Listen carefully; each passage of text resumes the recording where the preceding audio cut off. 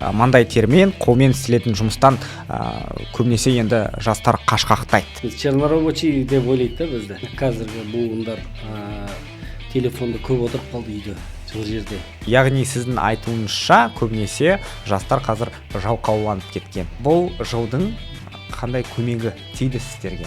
Жұмысшы мамандар көбейе ме деп ойлаймын да. Инженер, сварщик, электрик жақсы өмір сүріп жатыр, жағдайлары жақсы, үйлерін албаған.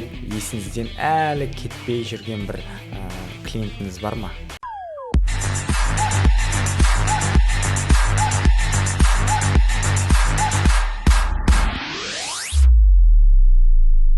Қайырлы күн, қадірлі ағайын, құрметті көрермендер, экран алдына жайғасып, жақсы көңіл күймен отырған баршаңызға сәлем. Менің есімім Ержан, және де сіздер Жас Вайб YouTube арнасындасыздар. Бүгін мен ерекше маңызға ие тақырыпты қозғаймын. Президент бекіткен жұмысшы мамандықтар жылы аясында қолмен еңбек етіп, маңдай термен нәпақасын тауып жүрген нағыз шеберлер туралы сөз қозғамақпыз. Көп адам қазір офисқа ұмтылып, компьютердің алдында отырып жұмыс істедім дейді. Бірақ елдің шынайы тіршілігі дәл сіз бен біз күнде көріп жүрген қарапайым мамандықтардың арқасында алға жылжиды. Бүгінгі қонағымыз мотордың тілін білетін, темірдің жанын ұғатын, көлікті қайта тіріліп жіберетін нағыз маман Ербол Самарханов, тәжірибелі көлік жөндеуші, мотористпен болады. Бұл кісі үшін мотор жай темір емес, жүрек секілді. Ал жүрек тоқтаса, көлікте тоқтайды емес пе? Олай болса, студиямызға қош келдіңіз, Ербол мырза. Көңіл күйіңіз қалай? Бағана подкаст алдында сәл кішкене қобалжып тұрмын деп көңіл күйіңізді білдірген едіңіз. Қазір қалайсыз? Жақсы. Иә? Камера, свет, студияға үйреніп қалдыңыз. Иә? Нормально. Олай болса, сұрақтарды бастайық, иә? Ең алдымен жалпы трендтен бастасақ. Қазір көп адам офиске кетсем деп тұрады. Маңдай термен, қолмен істелетін жұмыстан көбінесе енді жастар қашқақтайды. Неге қоғамда осындай көзқарас қалыптасты деп ойлайсыз? Біз чернорабочий деп ойлайды да бізді. Енді соған көңіл бөліп жатқанына президентімізге бірінші рахмет. Осылай бізге енді бұл стимул, жаңағыдай бізге бір серпін беріп отырды. Біздің мамандыққа бізді бір адамдардың қатарына қосып, бізді кішкене марапаттау, телевизордан көрсетіп жатыр, марапаттап жатыр, бәріне көріп қуанып жатырмыз. Иә, рахмет президентімізге бірінші. Сол үлкен жастарға үлкен қолдау көрсетіп жатырмын. Сонда біздің жастарымыз әрі қарай жақсы бір өздерінің маман иелері болып, әрі қарай халқымызға қызмет етіп, сондай алдына мақсат қойып, сөйтіп жаңағы неше түрлі өкіметтің программалары бар ғой. Соларға қатысып, жаңағы тендерға қатысып, неше түрлі жақсы маман иесі болуға тырысады. Жаңағы уже енді көңіл бөлгеннен кейін жастарға. Енді өте жақсы. Ербол мырза, менің сұрағым, жалпы енді қазір жастардың көбісі осы нағыз маңдай термен нәпақасын тапқысы келмейді. Көбісі мына айтишник болғысы келеді, офиста отырғысы келеді, иә? Жастардың басым көпшілігі неге мына қара жұмыстан деп айтып отырсыз ғой, неге содан қашады деп ойлайсыз? Қазіргі буындар телефонда көп отырып қалды үйде, жыл жерде. Содан біз енді кішкене совет өкіметі көріп, далада, ауылда кішкене қара жұмыс істеп, далаға ұмтылып неттік қой. Мына жастар жыл жерде көп отырып қалды да, содан сырт жақтағы жаңағы ауыр, жаңағы біздің мамандықтар, жаңағы стройкада неде көп қой мамандықтар. Солардан қашқанда енді сол бәрі ойлаймын, жалқаулық деп ойлаймын. Жалқау деп ойлайсыз сонда? Жастар көбінесе, иә? Жалқаулық бар ғой. Айтыңыз дұрыс. Бәлкім міне бізді көріп отырған жастар кішкене бір ой тігер, сондай мақсатта бүгінгі сұхбат жазып отыр. Жалқаулық болғанда енді сол жаңағы жыл жерде сол орындықта отырып, бір жаның қиналмайтын сондай жұмыс дегеннен кейін солай ма деп ойлаймын. Так біздің мамандықта жақсы, егер өз маманның хас шебері иесі болсаң, жақсы өмір сүруге болады. Жалақы жағынан да біз қазір сәлден кейін тоқталатын боламыз. Жалпы мына офиста жұмыс істейтін мамандар қанша табыс табатынын, және сіздер сияқты жұмысшы мамандықтар қанша табатынын, оның әрмен қарай жалғасын айтатын боламыз. Яғни сіздің айтуыңызша көбінесе жастар қазір жалқауланып кеткен, жылы жерге үйреніп қалған, сол үшін далаға шығып жұмыс істегісі келмейді дейсіз ғой. Жақсы. Жалпы биыл мемлекет басшысы 2025 жылды жұмысшы мамандықтар жылы деп жариялаған болатын. Бұның барлығын біз өзіміз білеміз. Бұл бастама сіздің ойыңызша қоғам үшін қаншалықты маңызды болып келеді? Шынымен де еңбек адамның мәртебесін көтеруге бұл жыл бір өзінің септігін тигізді ме? Жақсы программалар шығып жатыр ғой. Сол программаларға қатысып жастарымыз көздері ашылып, телевизионда көрсетіп жатыр ғой жақсы программаларды. Жаңағы марапаттап жатыр, соның бәрін көріп, жастар бір энергия алды ма деймін да, биыл. Енді сондай жұмысшы мамандар көбейе ме деп ойлаймын да. Жаңағы инженер, сварщик, электрик, солардың бәрі қазір қарасаңыздар, солардың істеп атқан, уже ерінбей істеп атқандары жақсы өмір сүріп жатыр, жағдайлары жақсы, үйлерін албаған, кредиттары жоқ деген сияқты сондай нелерді көргеннен кейін жастар ақырын тартыла бастайды да сондай маман иесіне. Жалпы өздеріңіздің мына достарыңыздың арасында бір осы жылы беделі прям артқан адамдар бар ма? Сварщиктар болсын, СТОшниктар болсын, жалпы бұл жыл сіздерге берекелі болды ма? Биылғы жыл берекелі болды, жақсы бәрі. Өкіметімізде жастарға поддержка көп жасап жатыр ғой, соларды пайдаланып өздерін мамандықтарын шетелге жіберетін неше түрлі программалар шығып жатыр. Мына қазіргі ЛРТ-ның өзінде қазір жастарды тартып жатыр, шетелге барып, Қытайға барып оқытып, қайтадан осына мамандық иесі қылуға. Сол онда да көп қой мамандар нелер. Инженерия бар, электро, сантехник бар, ішінде неше түрлі көп қой нелер. Соның мықты жақсы любой мамандықты егеріп алса, жақсы нәтиже береді. Дворниктің өзі мықты дворник болса нәтиже береді да. Патшамыз айтпақшы бірлет, ненің офистің есік алдын сыпырып жүрген бір дворник қазір Астана тазалықтың директоры, сол сияқты. Сол сияқты.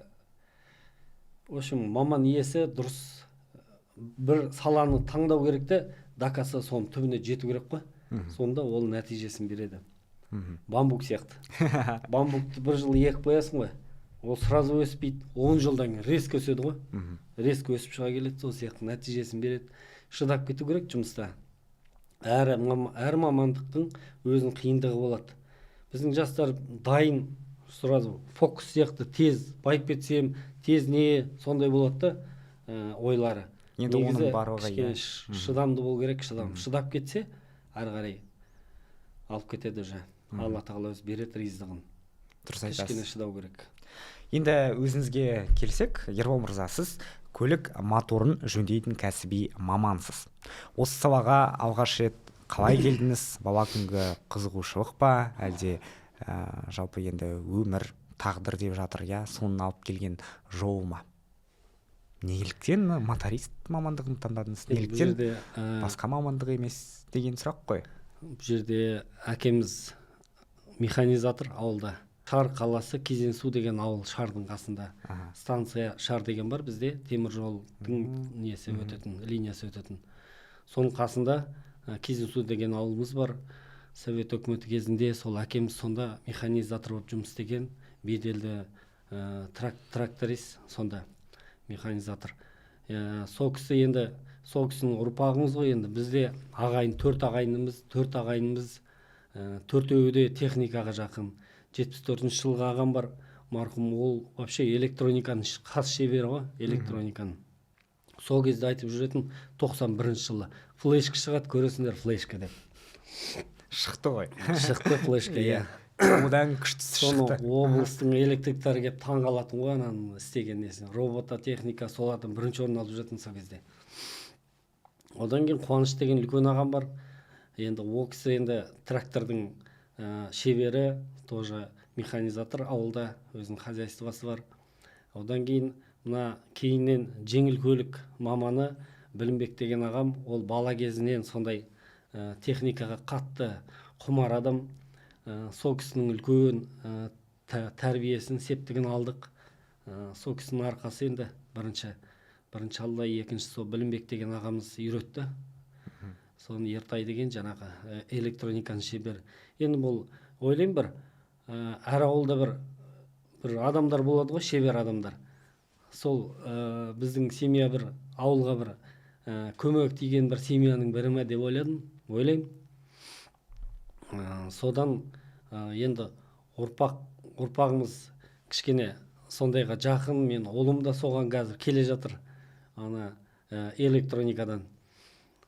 Сөйтіп ағаларымыз ұстаз болды бізге, сөйтіп үйренген түріміз бар, жайымыз бар қазір сол кейіннен шыққан ана иномарка нелердің бәрін сол Білімбек деген ағам үйретті, бәрін түгелін алға сүйреп, бауырларымызды, мені бәрін түгелін сүйреп, осылай болады деп бәрін көрсетіп, кезінде орыстар басқарып тұрды ғой, Жигулевский, Москичевский станция деген. Сол Семейде орыстарды мойындатқан азаматтың бірі Білімбек деген. Қазақтың қолынан тоже келеді деп. Қазақтардан да мықты инженер специалисттар шығады деп. Кезінде мына орыстар бізді менсінбеді ғой, білесіздер. Ана Совет үкіметі кезінде әлгі қиын кездерде бәрін жаңағы Әлихан Бөкейхан атамыз бәрі білімді болған ғой. Бізде 18 министрлыққа жаңағы жоғарғы біліммен 18 адам болған бізде. Москвада 4-ақ болған мықты біліммен. Сондықтан бізде ұрпағыңызда бар ма деймін, қазақ елінің ұрпағында сондай шеберлік. Сол кезде біздің асыл сүйектерімізді атып тастамағанда, қазір Япония сияқты сондай дамыған бір мемлекеттердің бірі болып отыруымыз мүмкін бе деп ойлаймын. Ол енді тауқыметіне қарсы біз өкінішке орай түкте де істей алмаймыз. Яғни сіздің айтып отырғаныңыз, яғни ағаларыңыз сізді осы мамандыққа баулыды. Моторист болуыңызға бірден бір себепкер болған, яғни ағаларыңыз. Ағаларыңызды үйреткен әлбетте әкелеріңіз. Неліктен мына енді машина жөндеу кәсібінде түрлі салалар бар, моторист, аккумуляторын жөндейтін адам бар, покраскасымен айналысатын адам бар, мәселен дөңгелегін ауыстыратын адамдар бар, шиномонтажка, тағы да сынды көп үлкен салалар бар осы машинаға қатысты. Неліктен моторист мамандығын таңдадыңыз? Өзіңізге бір жақын болды ма, әлде енді мотор деген ол машинаның жүрегі болғандықтан соны таңдадыңыз ба, әлде ақшасы көп па, қалай ол сонда? Енді ақшасы да бар шығар енді бір жағынан. Бірақ енді ағамыздан басталған не ғой бұл, білмеймін, моторға жақын болдық кәсібіміз, өзіміз. Біз инженерия жағынан көзқарасымыз басқа бір неординарный адамдар болады ғой. Біздің тұқымнан ба деп ойлаймын да, ұрпағымыздан. Атак көп қалада мықты нелер, стройкада мықты маманда, сол стройкадан жұмыс жоқ болғаннан кейін әртүрлі себептермен сосын алады да, ол жаңағы СТО-ға ауысып кетеді. Оның негізі тума несі, внутренний несі анандай, өзің берілген шеберлігі стройка жағынан да бұл алады да, моторист болып кетеді, мысалы. Сосын моторист болғаннан кейін бұның полностью денге несі, зейіні моторға істей алмайды, потому что ол мықты маман ана жақта, стройкада. Сосын сондай стереотип туы мүмкін. Мынау қазақтар моторист дұрыс емес, дұрыс жөндемейді деп көрді ме? Сондықтан әр адамның өзінің туған таланты болады іштей. Сол талантымен соны әрі қарай дамытып, сол қайсыға кім несіне жақын, жанына жақын мамандықты таңдап, соны түбіне дейін жетсе вот несін береді, нәтижесін береді да. Соны до конца қуалау керек қой. Енді көп жерде қазақтар машина жөндей алмайды, біздің механиктерге сенім аз деген пікір естіп жатамыз. Өзіңіз де естіген шығарсыз. Енді бұл стереотиптің түп тамыры неде деп ойлайсыз? Білімсіздікте ғой, білімсіздікте. Бір мамандықты таңдағаннан кейін сол маманның өте бір шебері болу керек та. Сол мамандықпен связанный информация жан-жақтан қазір көз ашық заман қой, кітап көп, ютубтан бар, гугл бар, бәріне искусственный интеллект биыл қосылды. Вообще жеңіл болады енді жұмыс істеуге. Сол информациялардың бәрін сопоставлять етіп, қосып, сол информациямен дұрыс жұмыс істесе, адам үлкен нәтиже шығарады. Мысалы, менің мамандығымда инструменттарды қатты білу керек жаңағы. Микрон, жаңағы зазорлардың, тепловой зазор, система отвес, система вал, неше түрлі зазорлар бар ғой, тепловой зазорлар. Соның бәрін өлшеу білсе, онда проблема болмайды. Сол бұлай енді жаңағыдай дұрыс көзқараспен қарамай, сол әйтеуір ақша үшін тез істеп,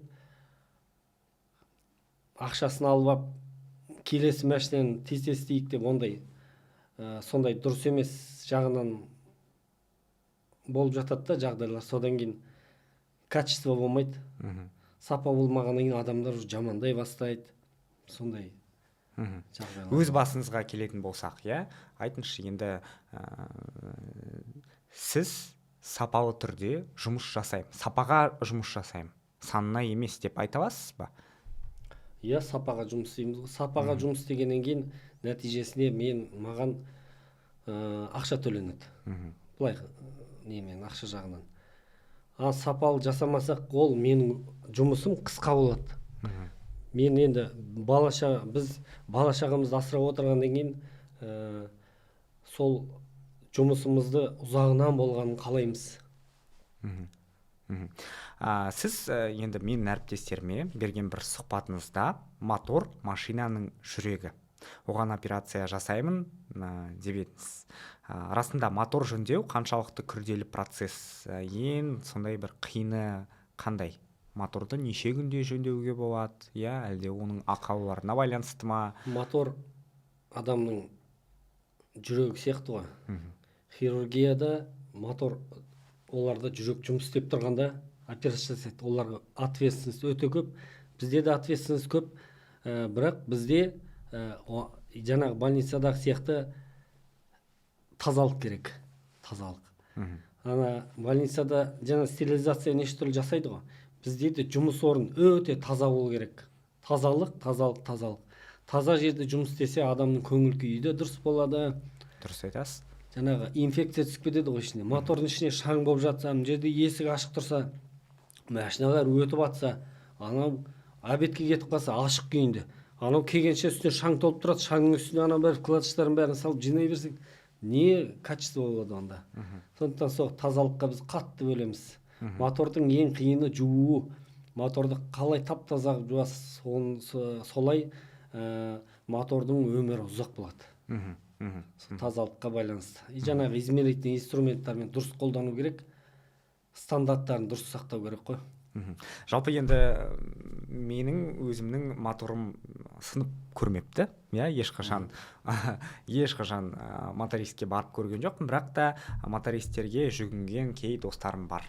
Олар 100 мыңнан, 50 мыңнан жоғары қаражат төлеп моторларын жөндейді. Жөндеткен достарым да бар, апталап, айлап тосқан балалар да бар. Енді айтыңызшы, моторды жөндеу қаншалықты қиын? Ол қиын жұмыс па, әлде оңай жұмыс па, екінің бірінің қолынан келе береді ма? Мотор жөндеу әлде келмейді ма? Мотор жөндеу келеді, неге келмейді? Ол үшін пысық болу керексің, түске дейін ұйықтамау керексің, жатпау керексің, білім іздеу керексің, кітап көп оқу керексің. Енді жалпы бәлкім біреудің моторы сынып қалды дейік. Енді айтып беріңізші, жалпы процесс қалай жүреді? ең алдымен адам сізге келеді, иә, бір ақаулық табылды, ербол не істеймін деп сізге келеді. Одан кейін сіз қалай ол кісіні қарсы алып аласыз? Енді біздің мамандықта ең бірінші егер клиент жинап дұрыстап клиентпен сөйлесіп әрі қарай ұзағынан жұмыс істеймін десең, көп кітап оқу керек. Взаимоотношения, неше түрлі Дейл Карнегидің кітабы бар, жаңағы Джон Кеханкі бар, жаңағы подсознание может, оның бәрі взаимоотношения, адамның оң жағына тұрып сөйлесу керек. Бұлай тұрған адаммен сөйлессем, қалай сөйлесесің, ол закрытый денесімен мені тыңдамайды, ол айтып тұрған адам. Онымен сөйлесіп, күлдіріп, настроениесін көтеріп, бірінші қолын бәрін ашып, сосын барып, мен уже диагностикасын қойып тұрмын ғой. Анда өзім келгенде моторда бәленбай дауыстары бар өз ішінде. Каждый дауыс, біз музыканттар сияқтымыз да, каждый дауысты бөлек-бөлек тыңдаймыз да. Жаңағыдай әртүрлі варианттармен тыңдап, ол ана приборлармен диагностика ол бөлек, а былай құлақпен тыңдаған ол вообще бөлек нәрсе де. Ол первичный, ең бірінші келген беттегі диагноз, уже предварительный диагноз, менде 70% уже шығып тұрады диагноз. Ар жағында 30% ол уже приборлар шешеді. Уже әрі қарай уже көзбен доказать етесің физически. Мынау былай деп.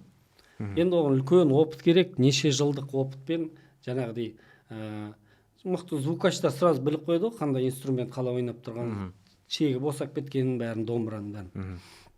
Сол сияқты бізде де тыңдаймыз. Ең бірінші ассалаумағалейкумнен басталады ғой. Ассалаумағалейкум, адам хал жағдайын сұрап, қазіргі мына Астанада жан жақтан келген халық қой, кішкене жестокий средада, сондықтан адамдар бір жылы, жүзі жылы сондай адамдарды табуға тырысады, одан айырылмайды. Яғни бағана айтып өттіңіз, 70% диагностика мен өзімнің құлағымен естимін деп. Ол қалай сонда? Машинаның белгілі бір дыбыстары болады ма шығаратының? Қалай? Сіздер түсінбейсіздер ғой. Енді түсіндіріп беріңізші. Мен де түсіндіре алмаймын. Неше жылдық опыт, әртүрлі немен тыңдап, мына адамның миы деген сұмдық қой, флешкісі. Сол запись бар ішінде, искусственный интеллект, живой интеллект кәдімгі. Сол ішінде қалады ол. Содан кейін соның историясын әр жаңа Википедияның бәрін қобарасын анан дауыспен шығады да, сол уже диагнозын қойып тұр. Потому что постоянно бір саланың маманы болғаннан кейін ананың бәрін изучать етеміз ғой біз енді. Содан қалады оның бәрі информация болып. Дыбыстап көре аласыз ба сол мотордың кей ақаулықтарын, мәселен дұрын деп тұрса, ол сонда қандай ақаулық? Көп дауыстары көп қой, маған барып тыңдады, қазір айтып беремін. Шамамен неше дауыс бар деп ойлайсыз? Бір 10-15? 8 дауыс бар. 8 дауыс, иә? Әр детальдің өз салмағына байланысты звуктар шығарылады. Көбінесе енді мына статистикаңыз бойынша, өзіңіздің адамдар көбінесе қандай ақаулықтармен келеді? Ақаулықтар қазір мына газ шықты ғой, газ ГБО салынады. Содан мотористерде жұмыс көп болып кетті. Неге? Мотористер жағдайын түзеп болды, мына газ шыққалы. Газ не істейді? Мысалы, бензин температурасы 400 градус па, газдікі 1100 градус. Қыздыртып жібереді. Ана бас айтқан сияқты, ауылда бас айтқанда құлағы сетті пақ етіп атылады. Сол сияқты паялы лампымен қыздырған сияқты. Ішіндегі поршневой ондайға есептелмеген ғой. Ол специальный газдікі болса, заводтан шыңдалған металл болса, онда жүреді. А бұл бензинге слабый температураға жасалған нәрсе, біз газ салып аламыз. Сосын сол температура, жоғарғы температураға металдың өзі шыдамайды. Ішінде структура бар ғой, аустенит, цементит, неше түрлі. Соның структурасы шыдамай кетеді температураға. Сондықтан сон расширение береді, үлкейеді. Сосын әлгі өзінің есігіне симай қалады ғой, адам семіріп кеткен сияқты. Соны симай қалады, содан цилиндрлар задирать етеді. Содан басталады ғой проблема. Клапандар жанып кетеді, көп жұмыс көбейіп кетті газдан. Ондай адамдар жиі келе бастайды, сіздерге? Сосын қазіргі заманға инженерлер басын қатырып жатыр. Қалай металлды экономить етсек, халыққа сатылған машинаны тезірек бұзып, қайтадан оларға сайман алуға маркетинг жасау керек та, маркетинг ход деп айтып жатады ғой. Сол маркетингке көп жұмыс істеп жатыр, қазір сапасы жоқ қазіргі машиналардың. Металлды экономить етеді, жұқарған сайын сапасы болмайды да. Ол халық біледі қалай болып жатқан. Қазір мына көп кейіннен қазіргі машиналардың көбі сондай болып жатыр ғой. Бұрынғы ескілер сапаға жұмыс істеді ғой, жарыста бір-бірімен. Қазір маркетинг қалай халықтан ақша сыпырсақ, ақша алсақ, сондай система құрылған қазір. Енді Ербол мырза, өзіңіз халыққа ұсынатын топ 5 сапалы машинаның маркасын айтып берсеңіз. Я бір кішігірім реклама емес, жалпы өзіңіз мына машина жасау маман ретінде, машинаны күнделікті жөндеп жүрген адам ретінде ең сапалы дейтін, халық сатып алсын деп өзіңіз кеңес беретін машиналар қандай? Бір сынбайтын-ау дейтін. Әрине әр машина сынады, техника болған соң. Бірақ сонда да енді өте сапалы машина деп қандай машиналарды айта аласыз? Сапалы машина жағдай келсе Land Cruiser дұрыс қой. Қайсысы? Land Cruiser. 200 Land Cruiser. Сосын Toyota Camry. Қандай? 50, 55, 70. 70-тің де мотор, қазір 70-тікі тоже маркетинговый болып кетті. Екі түрлі мотор тұрады. 70-те 2 Air FE деген мотор тұрса, ол өте сапалы алуға болатын машина. А егер A25A деген мотор тұрса, онда ол сапасы нашар, өте сондай нәзік. Біздің топливоға кемейді, біздің бензин мен майдың качествосы өте төменгі деңгейде ғой, білесіз. Сондықтан сол жаңағы A25A деген мотор ТНВД мен біздің жанармайға қиын жүруі. Яғни Land Cruiser дедіңіз, Toyota дедіңіз, оның барлығы енді Toyota маркалы машина бар ғой. Ана қазір Hyundai'лар жақсы. Hyundai бар. Қандайы? Иә. Қандай жылдар дейік жарайды. 2.5 объем жақсы. 2.5 объем жақсы. Ана Қытайдың машиналарын мақтайсыз ба, мақтамайсыз ба? Қытайдың машинасы туралы айтпаймын пока. Пока под вопросом. 3 жылдан кейін айтайын, е? Қазір тексеріп алсын, халық алуын алып алды ғой. Әр бір семьяда бір Қытай кіріп алды. Қытайдың машинасы. Қазір жамандасаң, ертең басыңды шабайын деп тұр ғой. Иә, ең басында халықтың пікірі Қытайдың машинасына қатысты бір сондай скептический болатын, иә? Иә, әдемі, бірақ бұл Қытай деген түсінік болды. Бірақ қазір уақыт керек, уақыт бәрін көрсетеді ғой. Жалпы өздеріңізге Қытайдың машиналары келіп атқан, жөнделіп атқан адамдар бар ма? Аз ақырындап келіп атыр. Қандай маркалы машиналар? Бізге Хавал мен Желли келді. Көбінесе сол машиналар келеді, иә? Мен өзімде Қытайдың машинасын мініп теуіп жүрмін. Жетур келді кеше. Поршневой жанып кетті. Енді ол енді шын қарасақ конструкциясы бәрі жақсы екен, ұнады маған. Ойлаймын, сол біздің бензин, біздің жанармайдың сапасынан ба деп ойладым. Бір поршень жанып кетті кәдімгідей. Жақсы. Енді өзіңіздің мамандығыңызға қайта оралайық. Жалпы 10 жылдан кейін моторист мамандығы қандай болады деп ойлайсыз? Электр көліктер көбейіп жатыр. Оның ішінде біз білеміз Tesla мобильдері, Zikr мобильдері, жалпы қазір гибридті машиналар шығып жатыр. Мемлекет басшысы да осы жасыл технологиялар туралы айтқан еді. Бұл сіздің салаға қалай әсер етеді деп ойлайсыз? Енді электромобиль, гибрид машиналар шыққаны жақсы ғой. Оның проблемасы ертең аккумуляторда утилизация қиын болады. Аккумулятордың проблемасы болады. Сосын ана гибридтегі машиналар шығып жатыр. Олардың бәрі ол жақсы, біздің халқымызға, қалтасына эконом болады да. Енді жаңағы уақыт көрсетеді, енді ол сапасы қандай екенін әлі білмейміз. 2 жыл керек. 2 жылдан кейін уже реттеле бастайды. Анау дұрыс, мынау дұрыс емес. Біздің Қазақстан жері, Ресей жері именно заводтарға неге жақсы екен? Полигонға жақсы екен, эксперимент жасағанға жақсы екен да. Сондықтан бізде 2 жылда уже тексеріп тастайды оның бәрін. Қайсысы сапалы, қайсысы сапалы емес. Қатты жұмыс істеп жатыр о жағынан. Уақыт керек.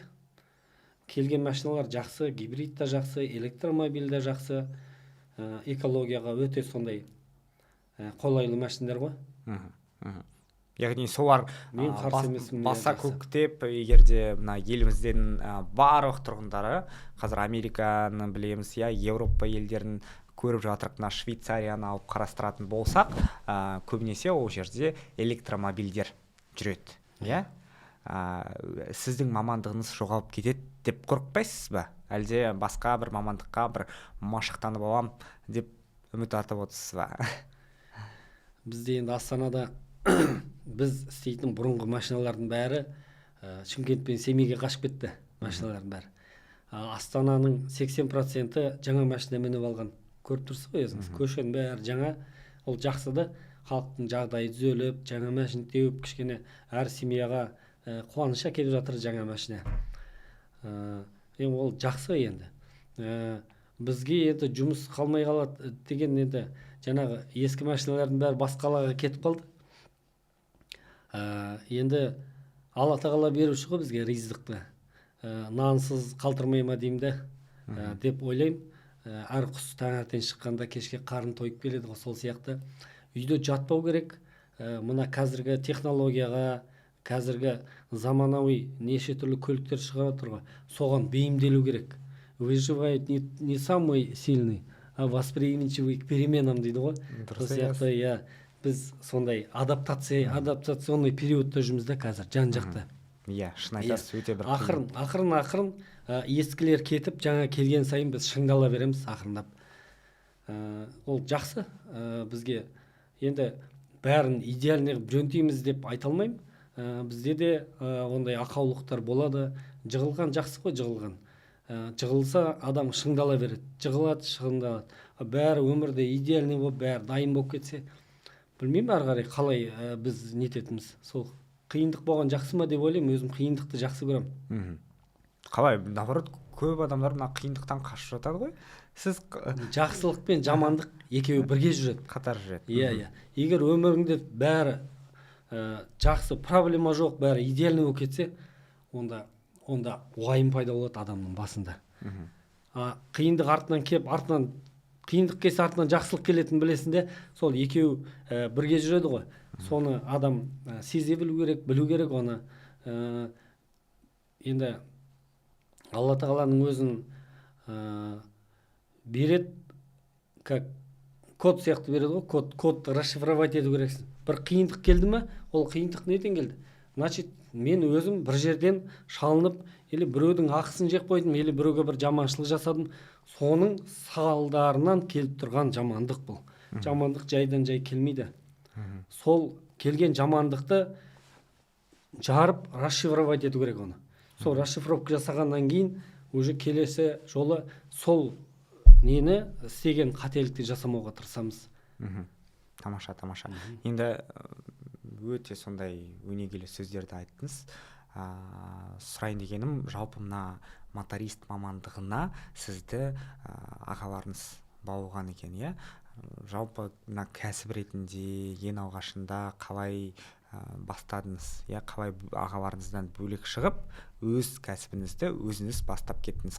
Айта кетейін, құрметті көрермен, Ербол ағамыз осы елордамызда білдей бір кәдімгідей осы машина жасау орталығы бар өзінің, жеке кәсіпкерсіз. Бұл жолға қиын болды ма келу? Қиын болды.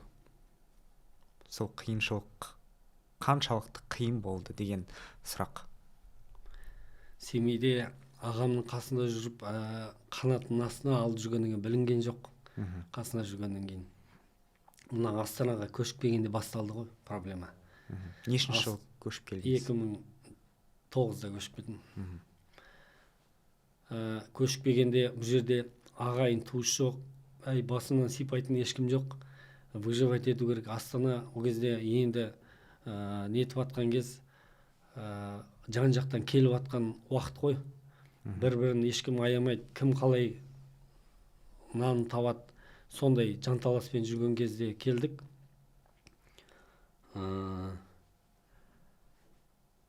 Келіп, сол ағамыз үйреткен кәсіптен, енді қай мемлекетте жүрсем де нан шайымды табам деп өзіме сеніп келдім. Бірінші Алла, екінші өзімізге енді ризық несібесі қалдырмай ма деп сондай бір сеніммен келдіңіз. иә, мақсат арманмен келдік, сондай сеніммен. Астана енді келген адамдарды өте қатты сынайды. Шыдап кетсең қалдың, шыдамасаң жамандап Астананы өз ауылыңа қайтасың. Сол 3 жылдай әне қайтам, міне қайтам, Семейге қайтам, қайта үйді ойлап сөйтіп жүрдік ана жақ Семейден. Мын жақта қиын болды да, қаңғыртып жерді. Подвалда тұрдық, өте қиын болды жағдай. Сол қиындықтардың бәрін өтіп, бірінші енді жанымдағы жарым Эльмира сол поддержка жасап, екеуміз бірге қиындықтардың бәрін өттік. Аллаға шүкір, қазір осы Астанада жағдайымыз түзеп тұрып атқан жайымыз бар. Клиенттердің бәрін сол уақыт, выдержка, жаңағыдай шыдап кетсең, Алла тағала береді клиенттерді. Сол ақырын жатпай, түске дейін ұйықтамай, таңертең ерте тұрып, нәпақаны тауып, нәпақаны іздеп, көшеге шығып, бәріміз іздеп, анда мұнан машиналарды заводить етеміз. Күн суық, күн аязда, таңертең бәрі қатып атады. Көбінде гараж жоқ қой, бәрі квартирант алады. Солардың машиналарын заводить етіп, қалың киініп алып, қолда паяльный лампа, неше түрлі құрал саймандарымыз бар. Сонымен кешке дейін әйтеуір 500 теңге, 600 теңге, 1000 теңге тауып келсек қуанамыз. Сондай сөйтіп қыстан аман есен шығып, сөйтіп ары қарай шыдап кеттік енді. Өте қиын жағдайлар көп болды. Кешірім сұраймын, өте сондай бір қиын сөз айттыңыз, Астана бізді жылы қарсы алмады, сынады, подвалда тұрып та үлгердік деп айттыңыз. Ол қалай сонда? Подвал деңгейіне дейін қалай жеттіңіздер? Астанаға келгенде бір кафе болды. Кафе. Іші су басып жатыр. Негізі істеп тұрған кафе болған ғой. Содан бір ішінде бір жағдайлармен сол кафе иесіз қалған ғой. Иесіз. Сол иесіз қалған кафеға бізді шақырады, осы кафені жандандырыңдар, істеп тұрған кафе деп. Тегін тұра беріңдер осында деп. Содан жанды мектеп бар екен. Соның біздің Дәурен деген күйеу балам, Назым деген қарындасымыз, екеміз, Дәурен екеміз, ер азамат болғаннан кейін екеміз бел буып, Астана енді болашағы бар ғой деп. Екеміз жол тарттық, бері қарай келіп, көріп, обстоятельствоның бәрі. Енді жолдастарымыз өте шебер адамдар. Меденова Назым, Эльмира мен жолдасым, екеміз төртеуміз осы Астанаға бел буып келдік. Сонда келіп тұрған үйіміз подвал болды. Сол подвалдың суын бәрін насос қойып, подвалдың бәрін выкачивать етіп, ішін бәрін кептіріп, сол подвалда тұрдық. Әйелдеріміз шебер болғанның жанында мектеп бар. Сол мектепке тамақ істеді, мұғалімдерді тартты. Сол жақтан сол тамақ істеп, сол кафемен күн көріп аттық. Мен Юго-Востокта S9 деп сол жақта жүрдім. Содан сол подвалда тұрып атқанда крыса көп екен онда. Түнде сыйрес киім, жатқан төсегіміз, орындықтар қойып қойғанбыз ғой, қатар-қатар. Сол орындықтың үстіндегі жаңағы көрпеміз дым болып қалады. Жатасын жабысып қалады денең, аударыла алмайсың. Түске дейін бір пеш болатын. Мына жақта үш орындық, мына жақта үш орындық, бір комнатада жаттық қой. Соның түске дейін мына жақ комнатада судың астына кептіреміз, түстен кейін мен жақты қоямыз, сөйтіп кешке дейін кептіріп аламыз, сонымен түнеп шығамыз. Подвал болғаннан кейін крыса көп екен, түнде ұйықтағанда крыса кіреді. В общем, оның әңгімесі көп крысаның. Ол бір целый бір не? Хикая. Хикая. Соның ішінде тамақ беріп, в общем, соның ішінде бір 2-3 ай өмір сүрген жайымыз бар. Содан елдер квартирада жердің бетінде тұрса, біз жердің астына бардық, Астанаға. Астына кетті. Астынан бастадық қой, 0-ден емес, -0-ден -1-ден бастадық. Енді қазір артқа қарап, дәл сондай кездерді сұхбат беріп отырсыз. Бір қуанышпен ба, әлде бір күлкімен еске алып отырып қой, сол кезді. Қайран кездер, деп еске алатын кездер болды. Енді айтыңызшы, одан кейін не болды? Қайсынан? Сол өтпелі кезеңнен өттіңіз, иә? 2-3 жыл уже Астанада тұрып келе жатсыз. 2010 жылы не болды? Есіңізде бар ма? 2010 жылы мен өзім гараж деп жүргем, гараж. Таптыңыз. Бір үлкен кісілердің бір гараж бос болса, мен сонда нәпақамды тапсам деп сөйтіп жүргем ғой. Содан бір Жарас деген ағамыз келіп машинасын жөндетеді. Мен бір СТО-ға кіріп алам. Бір СТО Жалдамалы түрде, иә? Жалдамалы, иә, сонда подсобник болып кіріп алам. Процентіңізді алып отырсыз. Подсобник болып кіріп алам, помощникке, бір мастерға. Содан мен өзім ағам үйреткен сондай шеберлікпен келген ғой, өзіме сеніп, сондай бір әйтеуір нан шайымды табам деп келіп сол СТО-ға кірем ғой. Сол СТО-дағылар айтады, мына Волганы жөндеп берсең, сен жұмысқа аламыз дейді да. Мен Волганы жөндей алмаймын, біз ана жақта ВАЗ, Жигули, сондайларды жөндегенбіз, иномаркалар болса деймін ғой. Соны ой, мынау құтырған екен деген сияқты сондай сынмен қарады. Содан кейін сол СТО-ға бір машина келеді. Toyota келеді ғой. Аналардың бастары жетпейді. Соны мен жөндеп берем ғой. Содан аналарым уже басқа көзбен қарай бастайды маған. О деп. Содан Жарас деген кісі кеп, сол кісілер, мен келген клиенттердің бәріне сұрай берем, гараж бар ма деп. Бөлек шыққым кеп жүр ғой енді. Ана жер өте суық, сондай сырес, жаман атмосферасы дұрыс емес те. Содан жаңағы Жарас деген ағамыз келе қалып, содан сұрап едім, ремонтқа келе қалды да. Менде бар гараж, көр деді. Сон барсам, ана гараж не екен, жолдың бойында тұр екен, Балқантау 45 деген адресте. Жолдың бойында тұр екен, есігі жоқ, ішінде өздерінің склад қып қолданып отыр ғой, киімдері, Болат деген марқұм ағамыз өте сондай бір жақсы кісі болатын. Сол кісінің бір коробкасы бар екен, соның ішінде туристический бірдемелер, журналдар. Мен өзім оқыған жақсы көретін адаммын да. Соны ана кісімен сөйлесіп едім, ал сосын көраждарымыз ғой, арендасын, сосын нетесін деп көмектесіп, сол кісілердің өте бір жақсы бір көмек дейді. Алла разы болсын о кісілерге. Солың гаражын алам ғой мен. Барам, ол іші аңырап тұр, көктем уақыты, суық қой, отопление түк жоқ. Соның Әсет деген бауырымыз бар, ауылдас көршім. Сол Әсет екеміз, Әсетке рахмет, сондай көмектескен сол кезде. Екеміз балтамен шауып, яма жасаймыз ішіне. Жер мұз ғой, балтаны соқ, қадаған күйінде қалады ғой балта. Ломды бүйтіп дүңкет тұрасы сол күйінде қат қалады ғой. Ананы бір 2 апта қаздық қой деймін. Ниязбек деген бауыр, общем, ауылда кім таныстарым бар, солардың бәрін шақырдым ғой. Соны қазып ішіне яма жасап алдым. Қалың киініп ағамыз қыстың аюлар сияқты. Соны яма мәзбін, енді мен неге десе өзім бөлек шығайын деп отырмын ғой. Бөлек шыққаннан кейін уже ақшаны көп адаммен бөліспейсің, өзіңмен өзің болады. Соны сөйтіп сол гаражды бетін бері қаратып жасатып алдық. Кімге соның алдында машина кіріп шыға алмайды. Бетон құю керек. Ақша жоқ бетон құйыңыз. Өзі 50 мың теңгемен келгем семейден. Ол 50 мың теңгеге аштан өліп қалмас үшін продукт алып қойғанбыз. Продукт алып сатып бәрін. Енді бірінші очередь асқазанды толтыру керек қой, әйтпесе энергия жоқ, қалай жұмыс істейміз. Соған ана кім Дәурен күйеу балам айтып, в общем, семейліктер дружный ғой. Бір-бірімізге көмектесіп, сонда кім деген жігіт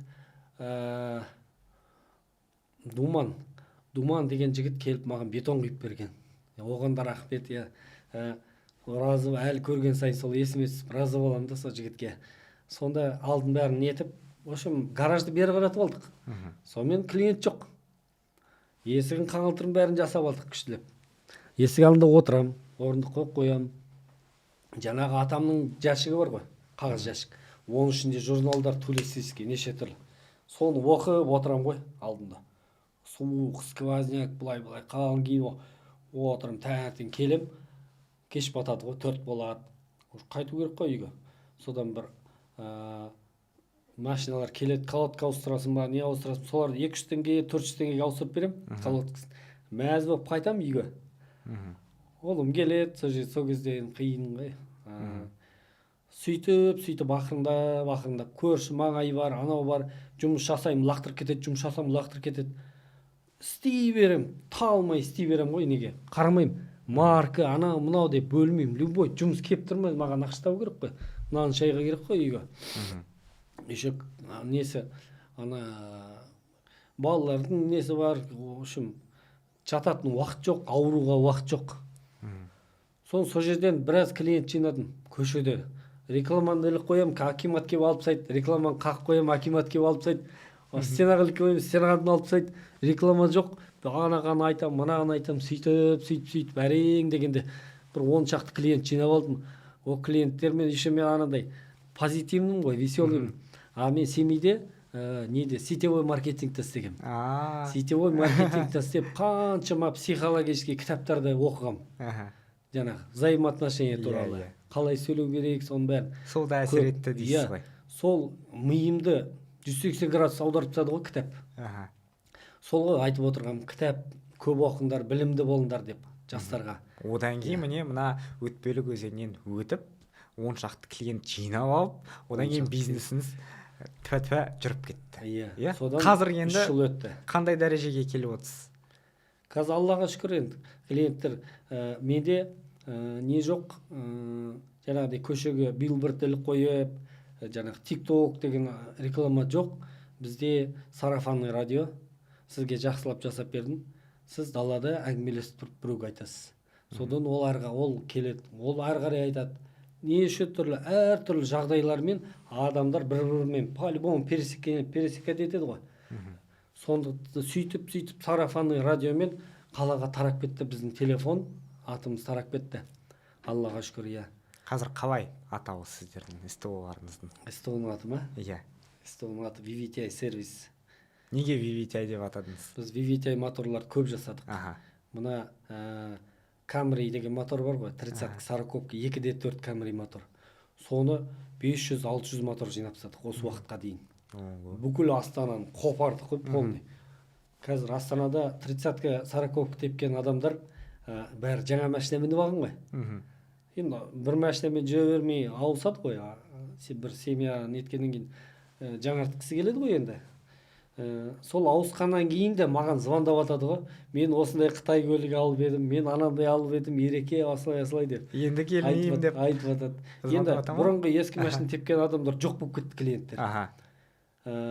Енді бұл сарафанный радио бәрібір қалай болса жұмыс істеп тұрады екен да. Ақырындап келе береді клиенттер. Сөйтіп ақша тауып атқан, күніміз көріп атқан жайымыз бар қазір. Енді қасымдағы шәкірттерімді тәрбиелеп жатырмыз әлі. Сол жаңа технологияға ақырындап көшіп жатырмыз. Бейімделіп жатырсыз. Бейімделіп жатырмыз.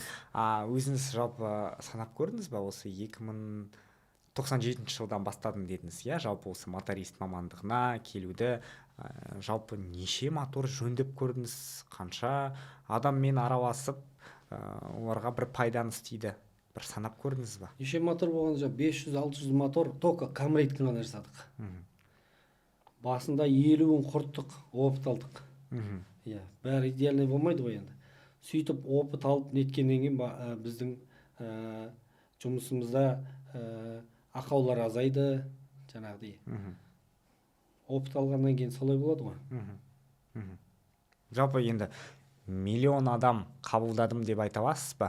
Жалпы өмір бүкіл осы өмірімде. Айта алам. Иә, айта аласыз, иә? Миллионнан аса ма? Көп енді. Көп. Иә.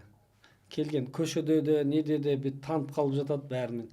Амандасып, негізі адамның жүзі жылу болса, күліп амандасқан адамға ол да бір садақаның бір түрі дейді ғой. И оған теплый эмоция сыйласаңыз, ол да жақсы ғой. Әр адаммен күліп, амандассаң, көңіл жай дарман болып, күшті болып, жақсы болып қалады. Бұқырайып болмайды олай. Тамаша. Позитивный энергия жайып шашып жүру керексіз ғой. Сосын зарплата, жаңағы ақша нәпақамыз тапқанда бүркіт сияқты шашып жеу керек. сонда ол тоқтамайды ризық несібе. Мына ақшаны банкіге салып қойсаңыз көгеріп кетеді ғой. Сондықтан ақша жатпау керек, ақша постоянно процессте айналымда болу керек, жұмыс істеу керек. Энергия ғой, энергетиканы соны жоғалтпау керек та. Дұрыс айтасыз. Енді осы саладағы көп жылдық тәжірибеңізге сүйене сұрасам, жұмыс барысында дөрекілік танытып түсінбейтін клиенттер кездесе ма? Ондайды қалай реттейсіз? Жалпы дөрекілік танытып, сізге бір артыңыздан жаман сөз айтып, не келген кезде дөрекілік танытса? Егер дөрекілік танытса, маған менен кінә болып тұрса, мен кішірейіп алдында кешірім сұраймын. Сосын сол кісіні маған ренжімейтіндей не істей аламын мен ол кісіге деп өзім ішімнен сұрақ қоямын да. Егер оның моторын біз дұрыс жасамасақ, ол кісінің моторын қайтадан жасап береміз. Дұрыс болмаса, үшінші рет жасап береміз. Егер ол көңілден шықпаса, онда ақшасын қайтарып береміз де кешірім сұрап шығарып саламыз. Бұлай төбелеске дейін барып, ондай конфликт жоқ бізде. Мүлде болып көрмеген. 99% жоқ қой. Ал 1% ше? 1% сол жаңағы айтқан ақшасын қайтарып беріп, бізде орысқа ондай дөрекілік сөйлеп, ондай жоқ бізде. Керек емес нәрсе де ол қазіргі заманда өмірдің өзі ужас қой. Бұлай страда не көп кредит бәрінде зачем орыссы оны бет албады. Керек емес ол.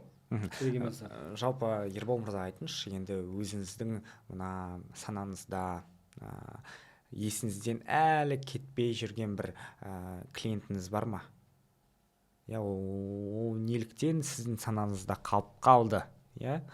Бәлкім бір 40 градус суықта келіп сізге моторымды жөндеп берші деп айтқан кездер ма, әлде білмеймін. Енді жалпы осы 97-ші жылдан бастап 25-ші жылға дейін қанша уақыт өтті ғой, әлі сол кезге оралып, ойыңыздан кетпей жүрген бір клиент бар ма? Кек сақтамаймын. Ондай біреу мені ренжіткен болса, мен оны кешірдім. Ол мені ренжіткен болса, мені кешіріп қойсын. Мен ондай злопамятный нем жоқ, ондай. Қалмаған іште жүректе жоқ ондай нәрсе. Егер мен сондай әрқайсысымен бір конфликті нелердің бәрі ішімде қала берсе, ол жиналады, ертең ауруға айналады. Ол негатив қой, ол кәдімгідей. Сондықтан мен біреуді жек көріп, ондай неге жоқ, ешкімге өзім ренжімеймін. Мен ренжісе кешіріп қойдым, ол мен кешірсін. А так ондай жоқ. Біреуге кек сақтау жоқ менде. Тамаша. Мінекей нағыз, білмеймін, сіз көптеген осы нағыз әкенің қандай болатынын, нағыз ағаның қандай болатынын дәлелдеп мінекей өз сөзіңізден айтып келе жатсыз. Оны мен өзім аңғарып тұрмын. Ал айтыңызшы, мына жақсылығымен есіңізден кетпеген бір адамдар бар ма? Жақсы істермен, игі басталармен, жылы қабағымен әлі күнге дейін осы есіңізде сақтап, ол кісіні қуана, күлкімен есіңізге алатын бір клиентіңіз бар ма? Обязательно клиент айту керек пе? Енді осы моторды жөндеген кезде бір қызық көп қой ондай. Адамдардың бәрі жақсы ғой негізі. Білмеймін, ондай негативпен қатты ұрысып, мен өзім сондай болғаннан кейін ба, маған сондай ұрыс бәле іздеп жүрген клиенттер келмейді ғой. Бәлкім бір 75 жастағы бір машина айдап жүрген апа болар. Қазір біз әлеуметтік желілерде, тиктоктан, түрлі жерлерден көріп отырып қой, апалар не то что машина, газель айдап жүр, КамАЗ айдап жүрген апалар бар, көрген шығарсыз. Сондай бір адамдар келген кездер болды ма, бір әлі күнге дейін ойыңыздан кетпей, сондай адам маған келді, немесе бір жұлдыздар, блогерлар, жұлдызды қонақтар. Оны енді жұлдыз деп оны бөліп жарып білмеймін, ол да адам баласы ғой, бәріміз сияқты. Бәрі адамдар жақсы ғой. Жаман ондай негатив ешқандай қалмаған менде. Енді жақсы, енді біреулер бізге нелерін әкеп атады, біз жасап береміз ғой. Сосын рахметін айтып, ертең жаңа балабас дейміз ғой, әскердегі сияқты. Сондай жаңағы өзің палау жаңағы донер набая деген сияқты реклама кетіп қалды. Сондай бір күшті бір өздерінің напитоктарын нелерін әкеліп бізге риза болып рахмет айтып жатады. Бірақ соның донерлерін сіз жақсы көресіз, иә? Жоқ, жақсы көремін, бәріміз жақсы көреміз, алғанын жақсы көремін. Просто не есімізде қалмайды да, көп қой. Күні бойы қаншама адам келеді, қаншама адамға жауап береміз. Бір келген 10 адам одновременно бәрі кеп, әртүрлі, каждый бөлек-бөлек сетевой маркетингті үйретеді ғой, клиенттердің басын қоспаңдар деп. Клиенттердің адамдардың группалардың бастарын қоспаңдар дейді. По-любому ішінен бір негатив шығады да. Сондықтан менің клиенттерім бастары қосылмайды. Потому что инфекция сияқты бір-біріне тарап кетеді. Мен дұрыс жасамауым мүмкін, ақау. Сол проблемамен біреу кеп тұрса, мысалы, клапанды зазор үлкендеу болып тұр, шықылдап тұр деп. Екінші адам маған ремонтқа кеп тұр, екінші адам. Ол енді кіргізейін деп тұр ремонтқа. Анау уже ремонттан шыққан, бірақ бір претензиясы бар. Зазор үлкен, клапанға зазор қойып берші деп. Сонда мен үй жақтан келем да, жұмысқа келсем, аналар 3-4 адам талпы әңгімелесіп тұрады. Сразу бытшын шығарып шашып жіберем ғой келемді. Машинаны ары қой, мына қой, неше түрлі сылтаулар көп қой, неге былай қоясың, ана қалайсың. Сөйтіп жан-жақтарын бөліп тастаймын да. Сосын каждыйына индивидуально сұрақтарына жауап берем. Каждыйын бөлек-бөлек сұрақтарына жауап беріп, істейтін нәрселерін уақытына келісіп, сөйтіп қоя берем. Бәрін бір жерге скаплеп айтып, бір-біріне әңгімелестіріп қоюға болмайды. Ол секрет. Ол сондай көп нәрселерді білу керек. Енді елестетіп көріңізші, иә? Сіздің СТО-ңызға мемлекет басшысы Қасым-Жомарт Кемелұлы Тоқаев келді, және елімізге белгілі эстрада жұлдызы Қайрат Нұртас келді. Екеулерді бір уақытта Ербол мырза, менің моторым сынып тұр, ең алғашында кімді қабылдайсыз деген сұрақ. Бұл жерде былай ғой, алыстан мен төбе жөндеп атам мысалды, төбеде. Ескі үйімнің шипырын жасап атырым да төбеде. Мына жақтан кім кеп қалады ғой? Land Cruiserмен үлкен қызымның құдасы кеп қалады ғой. Мына жақтан ұлымның құдасы кеп қалады да. Мына жақтан Жигулимен, көк Жигулимен қызымның атасы кеп қалады. Құдам ғой енді. Мен секіріп түсіріп ең бірінші көк Жигулидағы амандасам. Сол сияқты бұл жерде екеуі де бірдей кеп тұрса, екеуімен бірінші амандасып, сосын ары қарай көре жатармыз ғой. Бөліп жармаймын. Сіз президент екесіз, сіз атақты әнші екесіз деп бөлмеймін, екеуін де адам ретінде қабылдаймын ғой. Мәсәлән, қандай күшті, тамаша. Так. Енді Ербол мырза, жұмыс деп жатырық, иә? Енді жұмыстан тыс уақытта немен айналысасыз? Жалпы бір хоббиіңіз бар ма? Қалай демаласыз, иә? Жалпы мына таң атқаннан бастап кешке дейін жұмыс орнында жүресіз, иә? Машинамен жұмыс істейсіз, түрлі зиянды химикаттармен жұмыс істейсіз, оны барлығымыз білеміз. Енді одан кейін жұмыстан тыс уақытта не істейсіз? Немен айналысасыз? Жұмыстан тыс уақытта жаяу жүргенді жақсы көремін. Орман, парк, патшамызға рахмет, қаламызда қандай күшті парктер салып берді. Жаяу жүретін орындар салып берді.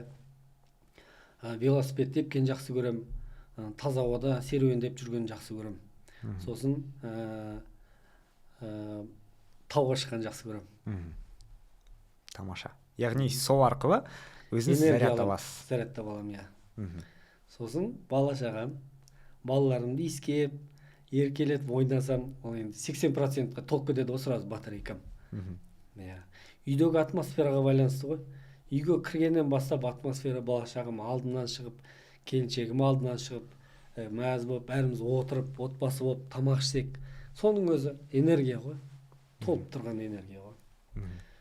Балаларға кешке қарай бір 20 минут бірге отырып, бір әңгімелесіп, мәмілеге кеп, бәріміз баламызды иіскеп сөйтіп отырғанның өзі бір мықты заряд деп ойлаймын. Тамаша. 88% толып кетеді ғой батарея. Сосын адамдармен позитивно сөйлесу керек, негативқа жоламауға тырысу керек, жақсы ойлау керек, жақсы сөз жарым ырыс, ата бабамыз бекер айтпаған оның бәрін. жақсы жағынан қарау керек қой, только жақсылыққа, алға мақсат қою керек. Сол мақсатына қалай жетем деп әртүрлі амалдармен әрекет жасау керек. Жастарға айтарым сол. Енді Ербол мырза, бағана сұхбатымыздың басында да айтып кеттік, осы жұмысшы мамандыққа жастар көбінесе барғысы келмейді. Неліктен? Өйткені бұл мамандардың жалақысы аз деп ойлайды. Енді статистикалық мәліметтер бойынша сіз секілді моторист мамандар 500 мың теңгеден жоғары айлық алады деп сондай ақпарат бар. Енді сіздің айлығыңыз одан да жоғары шығар, өйткені сіз енді бастап келе жатқан маман емессіз.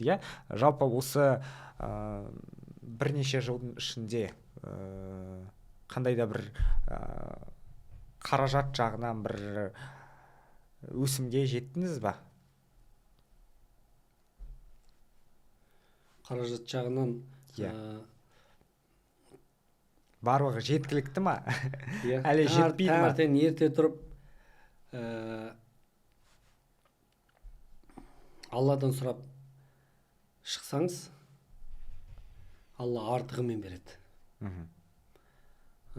Біз эгоист болмау керек, бірге бөлісіп жеген нан тәтті дейді ғой. Сол бұйырған нәпақамызды алып жүргеніміз бар. Аллаға шүкір, міне жаңа машина теуіп жүрмін. Осы еңбектің арқасы, бірінші Алла, екіншісі сол ағамыз үйреткен еңбектің, шеберліктің арқасы деп ойлаймын өзім. Бала шағамыз да жаңағыдай киімдері, неге қиналмаймыз, Аллаға шүкір. Шетелге де барып тұрамыз. Еңбек етсе, жастарға айтарым, өте бай қуатты боласыздар, бай қуатты тұрасыздар. Еңбек ету керек, білім алу керек, талмау керек, шаршамау керек. 45-ке дейін жанталасып, 45-50-ге дейін жанталасып істеп алсаңыздар, ары қарай өзі течениемен ақша кеп тұрады. Тамаша. Осымен менің сұрақтарым тамамдалды. Ербол мырза, өзіңізге үлкен алғысымды білдіргім келіп отыр. Естіп Жас Пайп арнасының подкастына келіп, өз ойыңызбен бөлісіп, жастарға өнегелі жақсы сөздеріңізді айттыңыз, өзіңіздің өміріңіздегі кей хикаялармен бөлістіңіз. Өте үлкен рахмет айтамыз сізге.